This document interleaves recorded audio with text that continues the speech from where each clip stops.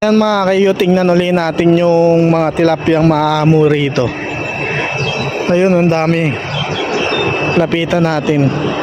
Ito yung mga tilapiyang napakaamo. Yan lang sa gilid. Hanggang dun yan. Kaso kakaunti sila ngayon. Ayan o.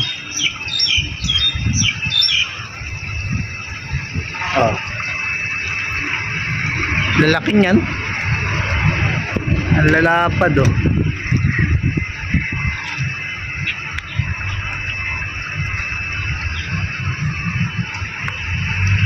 Oh, ayan oh.